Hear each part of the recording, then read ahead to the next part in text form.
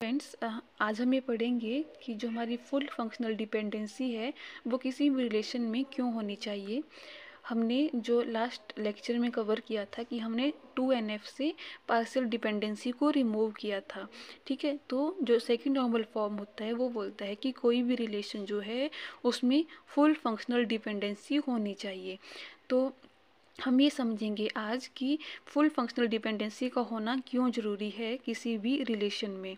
तो पहले हम ये समझ लेते हैं कि जो हमारी एक प्राइमरी की होती है वो प्राइमरी की वो की होती है जो किसी भी एट्रीब्यूट को किसी रिलेशन में यूनिकली आइडेंटिफाई करती है और साथ में ये नल नहीं होनी चाहिए। ठीक है, जो कंपोजिट की होती है वो भी एक प्राइमरी की ही होती है, लेकिन एट्रीब्यूट को ज्वाइन करके बनाई गई होती है। ठीक है, तो इसलिए हम इसको कंपोजिट बोल देते हैं। ठीक है, इसके भी सेम प्रॉपर्टी है कि ये भी नल नहीं होनी चाहिए। ठीक है, तो अब हम ये समझेंगे कि जो किसी भी रिलेशन में जो पार्शियल डिपेंडेंसी है उसको रिमूव करना हमारे लिए क्यों ज़रूरी है। तो यहाँ पर हम ये मान रहे हैं कि हमारे पास कोई रिलेशन आर है जिसके हमारे पास 4 एट्रीब्यूट हैं।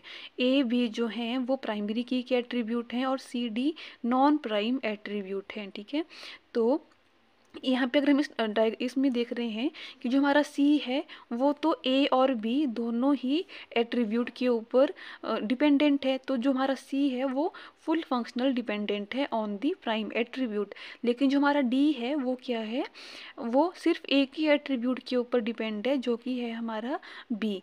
ठीक है, बी जो है वो पूरी एंटायर की नहीं है लेकिन सिर्फ एक पार्ट है हमारे प्राइमरी की का। तो जो हमारी कंपोजिट की है वो क्या बोलती है कि ये नल नहीं होनी चाहिए, but any of the attribute can be null, कि कोई सा भी एक एट्रीब्यूट जो है हमारी उस कंपोजिट की का एक टाइम पर नल हो सकता है।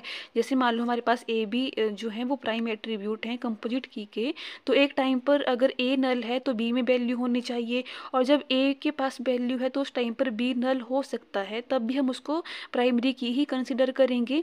और साथ में तीसरी कंडीशन है कि दोनों के पास ही वैल्यू है तब तो वो प्राइमरी की है ही। ठीक है, और जब दोनों के पास ही वैल्यू नहीं है तो वो हमारी प्राइमरी की नहीं होगी। ठीक है, तो जो हमारी कंपोजिट की है वो बोलती है कि दोनों ही एट्रीब्यूट में से कोई एक एट्रीब्यूट एक टाइम पर जो है वो नल हो सकता है।